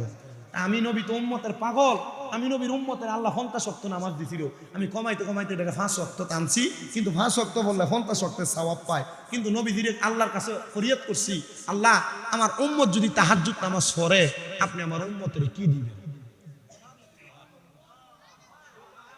বিদেশ যাওয়ার চেষ্টা করেন, বহু যুবক ফোলাফাইন আছেন, পারেন না যাইতে, মেডিকেলে আনফিট। বহু মহিলারা ঘরে ওয়াজ শুনতেছে, এরা সন্তান হয় না গর্বে, কত জায়গাত মান্নত করে, কাম হয় না। বহু এলাকার মানুষ আছেন, ব্যবসা করেন, বরকত হয় না। শোনেন, তাহাজ্জুদ আমাদের একটা বড় বরকত, আর তাহাজ্জুদ আমাদের বড় একটা মুজেজা আছে। এই মুজেজা হইল, কেউ যদি বিদেশ যাইতে চায়, সন্তান হয় না, ব্যবসায় বরকত হয় না, কঠিন রোগে আক্রান্ত, তাহাজ্জুদ নামাজ পড়ে, আল্লাহ তাআলা তারে সব নিয়ামত দান করে। আমার দিকে সান, বয়স কম, আমার ওস্তাদ শুধু আমার ছোট ছাত্র বয়সে বলছিল, যদি তাহাজ্জুদ গুজারি হইতে পারো আর দুরূদ শরীফের প্রতি বেশি দুর্বল হইতে পারো, আল্লাহ তাআলা তোমাকে অটোমেটিকলি সব দিবে। জিগাইয়েন আপনার স্বামী হুজুর কোনা সাকাওয়াত হুজুর আমার কয়টা মাদ্রাসা কুমিল্লা। তা আমি এতটুকু বিশ্বাস করি, আমার উস্তাদদের নসিহতের অনুযায়ী আমি কাজ করাতে আল্লাহ তাআলা আমাকে দান করছে। আপনি যদি করেন, আপনাকেও দান করেন। আল্লাহর হাবিব কান্না করেন, মা আয়েশা সিদ্দিকা বলে, ইয়া রাসূলুল্লাহ, আপনি যে কান্না করেছেন, আপনার কান্না করার কারণ কি? বলে, আমি আমার আল্লাহর কাছে বলছি, আল্লাহ আমার উম্মত যদি তাহাজ্জুদের নামাজ পড়ে, আমার উম্মতের কি দান করবেন? আমার আল্লাহ তাআলা আমারে জানিয়ে দিতে, গো হাবিব, আপনার উম্মত তাহাজ্জুদের নামাজ আদায় করি, আমি আল্লাহর কাছে যা চাইবে আমি আপনার উম্মতের তা দান করে দিব। সুলতান মাহমুদ গজনবী বলেন, আমি দুনিয়াতে চলাফেরা করা অবস্থায় আমার বাসায় পরিচালনা করার পরে আমি তাহাজ্জুদের নামাজ আদায় করি। সুবহানাল্লাহ। হ্যাঁ, এখন কত নতুন নতুন নেতারা আছে, কত সুন্দর টুপি লাগায়, সাদা পাঞ্জাবি লাগায়, ইমাম সাহেবের পিছন দিয়ে দেয় খারো, কিন্তু খায় শুধু। খায় কি দা? দাড়িটি এমন ভাবে ক্লিন শেভ করে ইমাম সাহেবের পিছন দিয়ে দেয় খারো, পিছা মারা মনে হয় এটা খেতের গালা কাছাইলে যেমন একবার সমান থাকে, নাইল কাছাইলে এর মুখটা মুখ এটা এমন গালা কাছাইলের মতো লাগতেছে। খায় সুদ, খায় গোস, ইমাম সাহেবের পিছন দিয়ে যায়। 40 জন মুসল্লি 30 কাতার ঠেললে সামনের কাতারে যায়, এমন মুসল্লিও আছে না নাই? আবার আপনারা এই মুহূর্তে সিটার বাটফার সুদখুর ঘুষকুটিরে ধরে নিয়ে মসজিদের সভাপতি বানিয়ে দেন, আছে না? সুদখুর ঘুষকুটিরে মসজিদের সভাপতি সেক্রেটারি বানায় না? দেখবেন সুদখুর ঘুষকুটিরে ধরে নিয়ে এলাকার সর্দারের মাতাব্বর বানিয়ে দেন।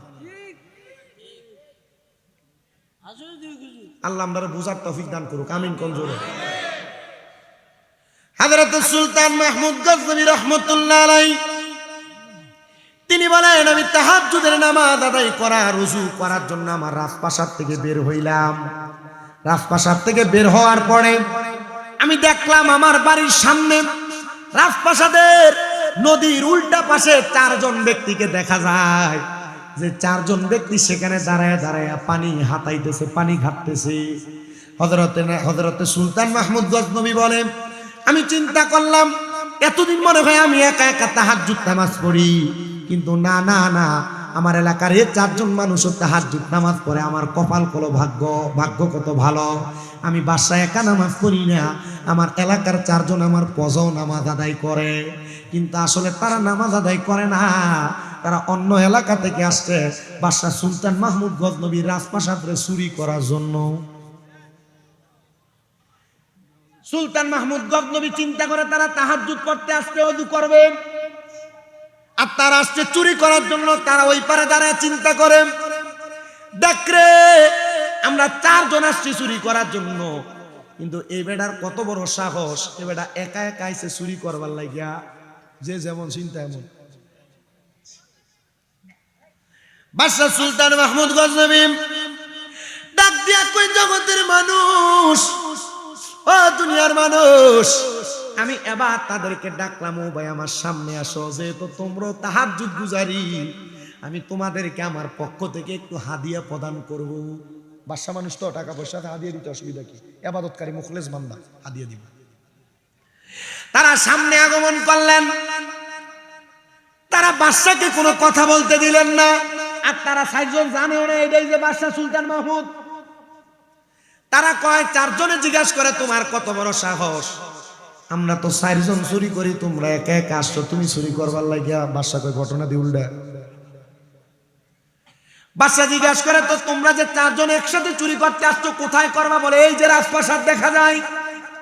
বলে তুমি এরা কি জানো এটা কার বাড়ি? বলে হ্যাঁ জানি, এটা সুলতান মাহমুদ গজনবীর বাড়ি, কিন্তু তারা সামনেই ছাড়া। তারা জিজ্ঞাসা করতেছে, আমরা তো একসাথে চুরি করি, আপনি একা একা আইলেন, কারণটা কি? আপনি কি একা একা চুরি করতে পারবেন? আপনার কোনো অভিজ্ঞতা আছে নাকি? বলে আছে। তবে তোমরা যে চুরি করতে আইছো, তোমরা চুরির মাল চারজন একশো মানে ভাগাভাগি করো, কেমনে মাইর ফিট লাগে না? তারা চারজন কয়, না আমরা সমান ভাগে নেই, আমরা চারজনের 4টা গুণ আছে, এই 4টা গুণ দিয়ে আমরা বাদশার বাড়িতে চুরি করবো। বাদশা কয়, আচ্ছা তোমরা চারজনের 4টা গুণের কথা কছে দেখি, তোমরা লগে আমি শরীকে চুরি করতাম পারিনি। বাদশার এই চারজনের একজন ডাক দিয়ে বলে, বাদশা কোন জায়গায় রাত্রবেলা যদি চোর যায়, রাস্তা দিয়ে মানুষ হাইটা যায়, কুকুর ঘেউ ঘেউ করে ডাকে? বলে হ্যাঁ ডাকে। বাদশারে আমরা যখন চুরি করতে যাই, কুকুর যখন ঘেউ ঘেউ করে তার মালিককে সজাগ করে দেয়, আমরা কুকুরের বাসা বুঝি।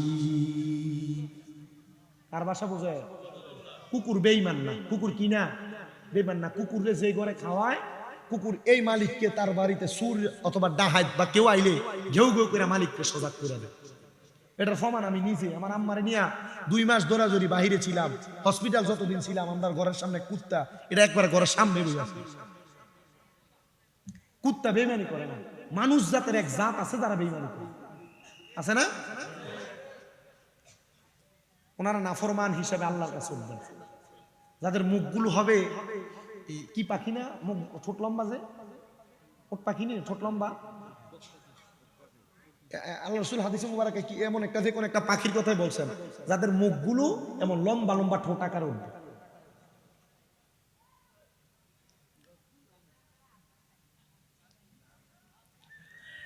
তো বাদশা ডাক দিয়ে বলেন, একজনের ক্ষমতা জানলাম, আর বাকি 3 জনের ক্ষমতা কোন? একজন ডাক দিয়ে কয়, আমার ক্ষমতা হইল পৃথিবীর যত কঠিন তালা হোক না কেন, আমি এটাকে সেকেন্ডের মাধ্যমে, ইশারার মাধ্যমে খুলে ফেলতে পারি। বলে 2 জনেরটা জানলাম, 3য় নম্বরের ক্ষমতা বলেন। 3য় নাম্বার ব্যক্তি ডাক দিয়ে বলতেছেন, আমার ক্ষমতা হলো আমি ঘরের মধ্যে প্রবেশ করার পর নাকের গ্রান টান দিয়ে বলতে পারি কোন জায়গায় টাকা পয়সা হীরা মণি মুক্তা আছে। বলে 3 জনেরটা রে কথা কইছ না, 3 জনেরটা জানলাম। 4 নাম্বার জনের ক্ষমতা কি? 4 নাম্বার জন ডাক দিয়া কয় বাদশাহ আমি রাত্রবেলা যারে দেখি দিনের বেলা তারে চিনি, দিনের বেলা যারে দেখি রাত করতে দাঁড়াইছেন। বাদশাহ দেখেন আপনার ডান হাতের ডান দিকে কি দেখা যায়? বাদশাহ তাকাইছে, কিছু নাই। বাদশাহ দেখেন আপনার বাম দিকে কি দেখা যায়? বলে কিছু নাই। বাদশাহ গো আপনার তো গুণ, ডান দিকে তাকাইলে এ বাদশাহ আপনি মানুষের বিচার কার্য মাফ করে দেন, আর বাম দিকে তাকাইলে ফাঁসির আসামি মাফ করে দেন। বাদশাহ আমরা স্বীকার করি পেটের দায়ে চুরি করতে আপনার বাড়িতে আসছি গো বাদশাহ। আমাদের গোত্রের সব মানুষ ক্ষুধার্ত, আমাদের এলাকার বাদশারা লুটপাট করে সব খায়া ফেলাইছে। আমরা আপনার বাড়িতে চুরি কইরা দা নিতাম, আমার এলাকার মানুষকে খাওয়াইতাম। বাদশাহ আপনি তো আমাদের ফাঁসিও মাফ করছেন, ডাইনে বামে তাকে সব মাফ করছেন। বাদশাহ এবার যে শাস্তি দেন সেই শাস্তি আমরা নিয়ে যাব। বাদশাহ কয় যারে যা রিজিকের তালাশ করতে যায় যে তো চুরি করতে আসতো, আমি তোমাদেরকে আমার রাজপ্রাসাদে চাকরি দিয়া দিলাম। ওরে বিনা মাইনে করব চাকরি, বিনা মাইনে করব চাকরি, আবে চা বাবা দরবারে চাকর নিরাখি বায়া মারে দয়াল, আবে চা তোমার দরবারে চাকর নিরাখি বায়া মারে।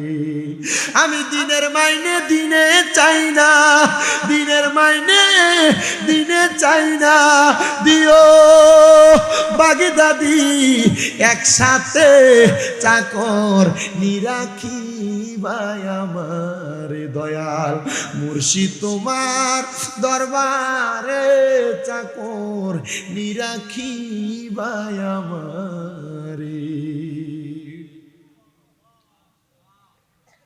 তারা 4 জনের বাদশার বাড়িতে দায়িত্ব দিতে, কাম দিতে বাদশার পুরা রাজপ্রাসাদ পরিষ্কার করব। তারা চুরি করার কারণটা দেখছেননি, খাবারের কারণে তারা চুরি করছে। আল্লাহর নবীর হাদিসে মুবারক ওমর ইবনে খাত্তাব রাদিয়াল্লাহু তাআলা আনহু বলে, কোন এলাকার মানুষ যদি পেটের ক্ষুধার জ্বালায় চুরি করে, তাহলে ওই এলাকার বাদশারে ওই এলাকার প্রতিনিধিরে ধইরাই না তার হাত কাটটা দেও। বলে কেল্লে গারে? বলে তারপরে চোরের হাত কাটবা, কারণ ওই এলাকার বাদশা প্রতিনিধি তার এলাকার ক্ষুধার্ত মানুষের খবর নেয় না। বাংলাদেশে 5 আগস্টের পরে বহু নেতা দেখা যায়, সব নেতার কাছে কইবা তোমরা যদি আমরা সুখে দুঃখে কাছে থাকতে পারো, নির্বাচনের আগে ঠুসঠাস, নির্বাচনের পরে কেউ নাই। যদি আমরা ওয়াদা দাও, আমরা যারা সুন্নি মুসলমান আছি আমরা সুখে দুঃখে তোমরা থাকবা। 5 আগস্টের পরে যত জায়গায় বাংলাদেশে মাজারগুলা ভাঙছে, প্রত্যেকটা মাজার ভাঙার বিচার করবা, আমরা তোমরা ভোট দেব, নচেত আমরা ভোট দিতাম না। বাংলাদেশের সরকার বাহাদুর সহ ডক্টর মোহাম্মদ ইউনূস সাহেবের কাছে আমাদের আবদার সোশ্যাল মিডিয়ার মাধ্যমে, আপনি যদি মনে করেন বাংলাদেশের মধ্যে আপনি সত্য কায়েম কইরা বাংলাদেশকে শান্তি শৃঙ্খলাবদ্ধভাবে পরিচালনা করবেন, তাহলে বাংলাদেশের আপামর সুন্নি জনতা, সুফিবাদী জনতা যাদের কারণে ইসলাম পাইছে, ওই আল্লাহর ওলির মাজার দ্বারা ভাঙছে হাজীগঞ্জের মানুষ, আপনারা বলেন আমরা তাদের বিচার চাই কি চাই না? কারা কারা বিচার চাই? হাত উঠে আল্লাহকে দেখান।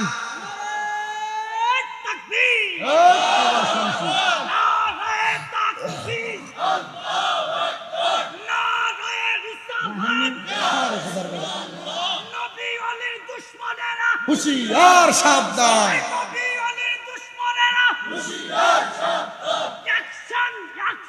ডাইরেক্ট অ্যাকশন,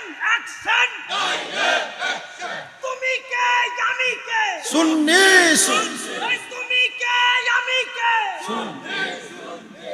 শুনেন সুন্নি জনতা, চাঁদপুরের হাজীগঞ্জের বাড্ডা ঈদগাহ ময়দান থেকে আমরা বাংলাদেশের বর্তমান উপদেষ্টা, অন্তর্বর্তীকালীন সরকার, আপনি তো বাংলাদেশকে স্থিতিশীল করার জন্য আসছেন, কিন্তু আপনি বসার পরে যারা বাংলাদেশের সুফি তত্ত্বের কারখানা আউলিয়া কেরামের মাজারগুলোতে হামলা করেছে, আপনি যদি বাংলাদেশের সাম্প্রদায়িকতা রক্ষা করতে চান, মাজার যারা ভাঙছে তাদেরকে অনতি বিলম্বে শাস্তির আওতায় আনেন। আমরা তাদের শাস্তি চাই কি চাই না? মাজারগুলারে ভাঙ্গা এরা গেছিল কিন্তু পূজা মণ্ডপের ভিতরে পূজা দিবার লাগিয়া, আপনারা দেখেন নাই?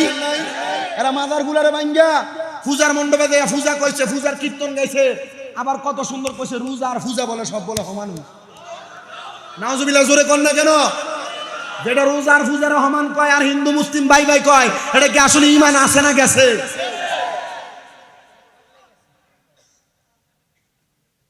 সিন্নি খেলে কারু ছিল মোল্লা ছিল না, আউলিয়া কারাম না আইলে তুমি ইসলাম পাইতা না, ফরনে ধুতি থাকতো বেড়া। এ আউলিয়া কারামের মাঝার বাংছে। আমরা ডক্টর মোহাম্মদ ইউনূস বাংলাদেশের প্রশাসনিক কর্মকর্তা, যিনারা আপনারা আমাদের কথাগুলো শোনেন, আমরা বাংলাদেশের রাষ্ট্রের পরিচালনা যারা করে, রাষ্ট্রকে যারা প্রশাসনিকভাবে ঘাট দিয়া রাষ্ট্রকে শৃঙ্খলাবদ্ধ রাখে, আমরা প্রশাসনকে সম্মান করি, রাজনৈতিক কর্মকর্তাদেরকে সম্মান করি। আমরা চাই প্রশাসনিক কর্মকর্তা সহ রাজনৈতিক প্রত্যেকটা কর্মকর্তা মাজার ভাঙ্গার বিচার করবে।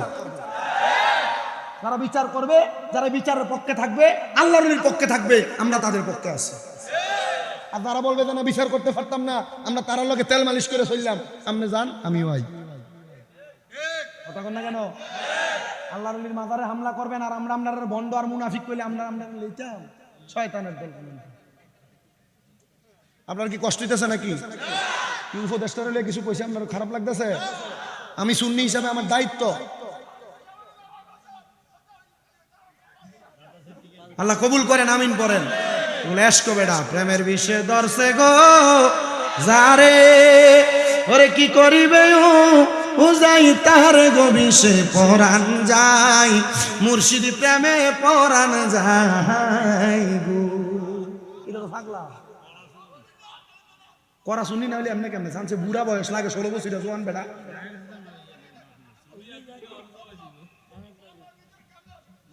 আল্লাহ কবুল করেন, আমিন পড়েন। আউলিয়া কেরামের পাওয়ার আছে না নাই? আউলিয়া কেরামের মর্যাদা পাওয়ার আছে না নাই? তো কথা কোন জায়গায় ছিলাম? চাকরি দিয়ে দিছে, আমার সময় আছে আর 18 মিনিট, টাইম বাইন্দা দিয়ে দিছে। আপনারা কি একটু আসেননি কতক্ষণ? যদি থাহেন ওয়াজ হইব, আমি কিন্তু ডাবল মাহফিল নেই না। সাকাওয়াত হুজুর দাওয়াত দিছে দেখে উনি আলেম, হাফেজ সাহেব, মাওলানা আমার উস্তাদের মতো এলাকায় দাওয়াত রাখছি। এই দাওয়াত রাইখো টাইম মতো আমি কইছি হুজুর 12:30, আমি চেষ্টা করছি 12:30, কিন্তু আমরা দোয়ান দিলে আমি 12:30 ইস্তে যাইতাছি না। 29 আইয়া উপস্থিত হয়েছিলাম এই জায়গা। তা আমি যেই কথা বলতেছিলাম, বাদশার বাড়িতে চাকরি দিছে 4 জন, মনে আছে নি ওয়াজ? বাদশা শর্ত দিছে, শর্ত হইলো 5 ওয়াক্ত নামাজ পড়া লাগবে আর তাহাজ্জুদ নামাজ পড়া লাগবে। মারহাবা কইলেন না? রাজি হয়েছে। বাদশা বলেন, আমি তার 1 সপ্তাহ চাকরি দিয়া আমি আর এই 1 সপ্তাহ 5 ওয়াক্ত নামাজ ছাড়া বাড়তি কোনো ইবাদত করি না। কারণ আমি চিন্তা করলাম, এরা যেহেতু বাদশার বাড়িতে চুরি করা সাহস করে লেছে, কাম দিয়ে দিছি, কোন সময় আমার বাড়ি চুরি করে লইয়া থাকা। এই কথা চিন্তা করে বাদশাকে আমি আর ঘুমাই না। একদিন 7 দিন পর্যন্ত পাহারা দিয়ে আমি 7 দিনের দিন ঘুমাইতে গেছি। আমি ঘুমায়াম, তাহাজ্জুদ নামাজের সময় জাগ্রত হইলাম। জাগ্রত হওয়ার পরে আমি আবার তাহাজ্জুদ নামাজ আদায় করলাম। আদায় করে ফজরের নামাজের অপেক্ষা করতে লাগলাম। তাহাজ্জুদের মুসল্লার মধ্যে বসা, তাহাজ্জুদের মুসল্লার মধ্যে বসে থাকা অবস্থায় আমার ঘুম ভাব আসছে। এমন টাইমে আমি আমার নামাজের মুসল্লাটার মধ্যে সিজদায় পড়ে ঘুমিয়ে গেলাম। হঠাৎ করে আমি দেখতেছি গো দুনিয়ার মানুষ, তোমরা শোনো, আমি দেখি আমার ঘরে রাহমাতুল লিল আলামিন হাজির হয়ে গেছে। সুলতান মাহমুদ গজনবী বলে, জগতের মানুষ, আমি যখন দেখলাম আমার ঘরে রাহমাতুল লিল আলামিন নবী হাজির হয়ে গেছে, আমি জিজ্ঞাইলাম, ইয়া রাসূলুল্লাহ, আপনি আমার ঘর মোবারকে কেন হাজির হইলেন? নবী আমার, নবীজির চেহারা মুবারকের উপর থেকে সাদা কাপড়টা সরাইয়া দিলেন। আমি দেখলাম আমার নূরের নবী রাহমাতুল লিল আলামিন নবীজির মুখটা একবারে মলিন দেখা যায়। ইয়া রাসূলুল্লাহ, ইয়া হাবিবাল্লাহ, আমি সুলতান মাহমুদ গজনবী কেমন কোন অন্যায় করেছি যে অন্যায়ের কারণে আপনার মুখটা মলিন দেখা যায়? আমার নবী ডাক দিয়া কয়ে, সুলতান মাহমুদ গজনবী, কি অন্যায় করছো, কি অন্যায় করছো রে? আল্লাহর 4 জন খাস বান্দারে তুমি তোমার বাড়ির চাকর বানাইছো। সুলতান মাহমুদ গজনবী গারে আল্লাহর হাবিবের জবান মুবারকের কথা, আমি নাকি আল্লাহর খাস 4 জন বান্দারে আমার বাড়ি চাকর বানাইছি? ইয়া রাসূলুল্লাহ, আমি তো 4 জন চোরকে আমার বাড়ির চাকর বানাইছি, যারা আমার বাড়িকে দিনে 2 বার করে পরিষ্কার করে। আমার রাসূল ডাক দিয়া কয়, হ্যাঁ তুমি চোরে চাকর বানাইছো, তবে জানো এই 7 দিন পর্যন্ত তারা তোমার রাজপ্রাসাদ পরিষ্কার করার পাশাপাশি যে 5 ওয়াক্ত নামাজ কইরা এমন ভাবে তাহাজ্জুদ গুজারি হইছে, তারা আমার আল্লাহর বান্দা থাইকা বন্ধু হইয়া গেছে। বাড্ডার কত মানুষ মারা যায়, 2-3 বছরে কোনো খবর থাকে না, কিন্তু আবেদ সালমা জানি কতদিন হয়ে গেছে পর্দা নিছে। প্রতি বছর উরুসে নববীর মধ্যে হাজার হাজার মানুষ আসে, কারণ তারা দুনিয়ার কোনো সাধারণ কাজ করে পর্দা নেয় নাই। আবেদ সালমাদানি রওজার কাছে যাইয়া পশ্চিম দিকটারে পিঠ দিয়ে আবেদ সালমাদানির চেহারা বরাবর মুখটা কইরা চোখটা বন্ধ কইরা একবার নিয়তে জিজ্ঞাসা করে, ও আবেদ সালমাদানি আপনি কেমনে গো দুনিয়ার জীবন সাজাইছেন, কি এমন কাজ করছেন আবেদ সালমাদানি, আপনার কোন কাজের কারণে আপনি এত মহাস্থান গড় লইয়া বৈশা রইছেন, এমন কোন কামের কারণে আপনার ইন্তেকাল, আপনার উফাতের, আপনার বিদায়ের এত করে এত মানুষ আপনারে দেখতে আসে, আপনার দরবারে বীর জমায়। আবেদ সালমাদানির জবাব হবে একটা, আল্লাহরে পাওয়ার জন্য যত রকমের চেষ্টা দরকার, নবীরে খুশি করার জন্য যত রকমের মোহাব্বতের দরকার, আমি আবেদ সালমাদানির অন্তরে ছিল। এবার আপনারা বলেন, আমরা যদি এমন ভাবে ইবাদত করি, আমরা এমন আল্লাহওয়ালা হওয়া সম্ভব কি সম্ভব না? আরে আবেদ ছায় আমার আল্লাহর বন্ধু কোন জানি না তুমি এমন করে ছেড়ে যাইবা গোড়ালি পাটোয়ারিয়া গি, জানি না তোমার আপনাতে মি সায়াতা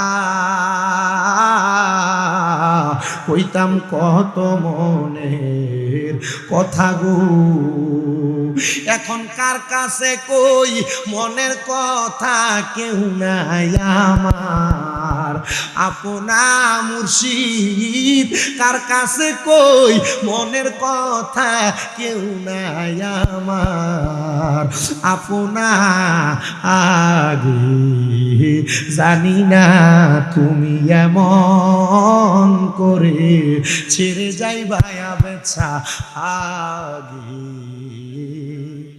জানি না।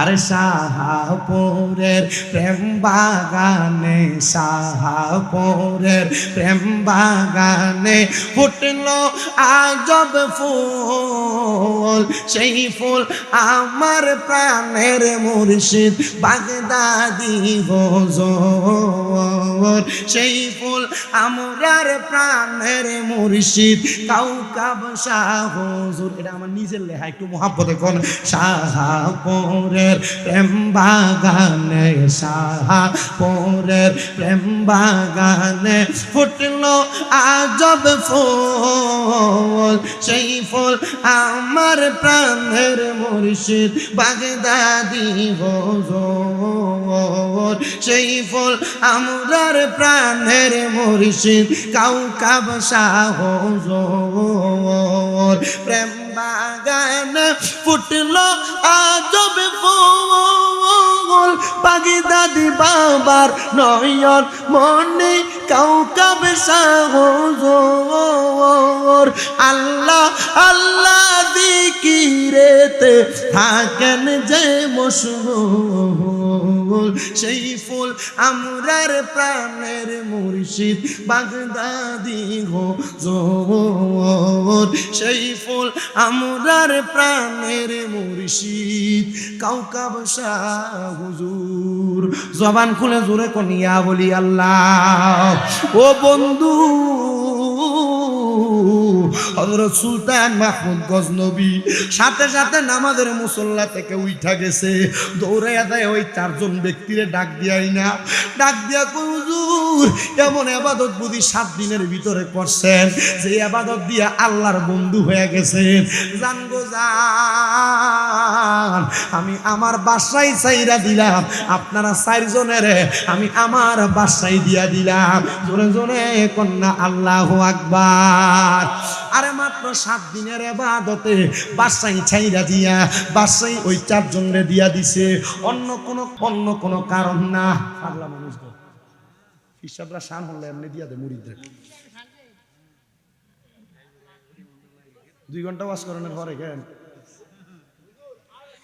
আচ্ছা বইয়ের নাম নেই ও মুসলমান ও নবীর উম্মতের দলেরা এবার ওই 4 জনকে বাদশাহীর দায়িত্ব দিয়ে সুলতান মাহমুদ গজনবী জংলায় যায় ইবাদত করে জংলায় যায় যখন ইবাদত করে গো জংলার মধ্যে যে আল্লাহরে ডাকে জংলার মধ্যে যে রাসূলকে ডাকে সুলতান মাহমুদ গজনবীর কাছে যাইয়া ওনার সেনাপতিরা ডাক দিয়া কয় সুলতান মাহমুদ গজনবী আপনি কি বাদশার রাজপ্রাসাদে ফিরে যাবেন না আপনি কি আপনার কর্মকার্য সম্পাদন করবেন না সুলতান মাহমুদ গজনবী ডাক দিয়া কয় এই বাদশাহীর কারণে আমার নবীজির চেহারা মুবারক বেজার আমি দেখছি ওই বাদশাহী আমার দরকার নাই ও মুসলমান ইমানদার হারাম খাইলে সুদ খাইলে ঘুষ খাইলে পরের হক মাইরা মাইরা খাইলে রহমতের নবী বেজার হয় এই জন্য আমি সবার কাছে আপনারা জানাই রে আমার বাবাজিরা বন্ধুরা আপনারা হারাম খাওয়া থেকে দূরে থাকবেন হালাল খাবার খাইবেন এমন ভাবে ইবাদত করবেন যেন আপনার ইবাদতে নবী বেজার না হয়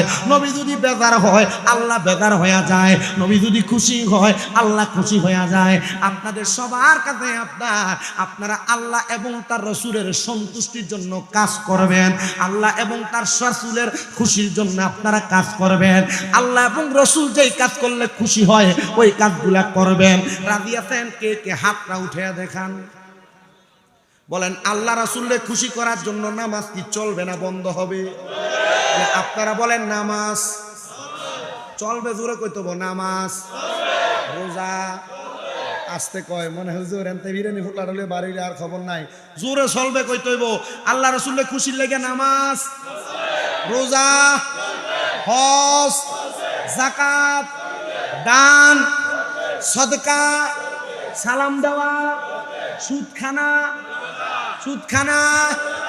সাবধান আল্লাহ আমাদেরকে কবুল করেন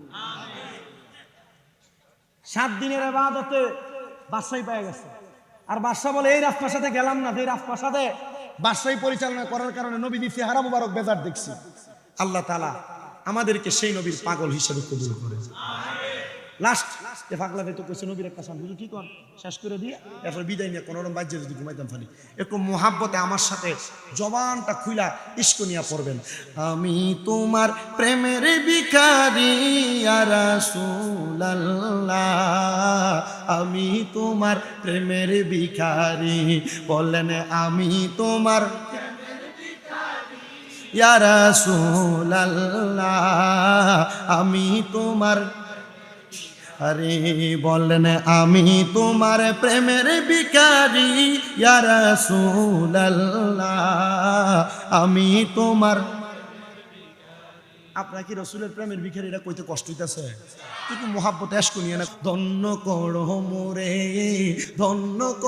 মোরে গো রাসূল ধন্য করো মোরে হেজাব উঠাও দিদারে দেখাও ধন্য করো মোরে গো রাসূল ধন্য করো মোরে তোমার দিদার বিহনে পরাণ যে বাঁচে না ইয়া রাসূলুল্লাহ আমি তোমার প্রেমের ভিখারি কন্যা, আমি তোমার প্রেমের ভিখারি ইয়া রাসূলুল্লাহ। আমি নবীর প্রেম আসেনি অন্তরে? শেষ বেলায় দুই হাত সোজা করে তোলেন, সোজা সোজা। একটা প্রেমের বাগান সাজাইছেন না বাড্ডায়, শেষ সাইতে না তুলে দিছে আমরা সাকাত হুজুরে। এই দুইটা হাত রে নবীর রঙের পতাকা বানায় লারা দিবেন আর করবেন মোহাব্বত। হুজুর আপনি এত সমস্যা আপনি দিলেন না আপনামান এক মোহাব্বতে। আমি তোমার প্রেমের ভিখারি ইয়া রাসূলুল্লাহ, আমি তোমার জোরে, আমি তোমার প্রেমের ইয়া রাসূলুল্লাহ, আমি তোমার ইয়া রাসূলুল্লাহ ইয়া হাবিবাল্লাহ, আমরা তোমার প্রেমের ভিখারি। আল্লাহ নবীর প্রেমে আউলিয়া কেরামের সুহবতে আমাদের জীবন কাটানোর তৌফিক দান করেন, পড়েন আমিন। আর যেই বিষয়ে বয়ান করছি প্রত্যেকটা বিষয়ে আমলে জিন্দিগিতে বাস্তবায়ন করার তৌফিক আল্লাহ দান করেন। আসসালামু আলাইকুম ওয়া রাহমাতুল্লাহি ওয়া বারাকাতুহু।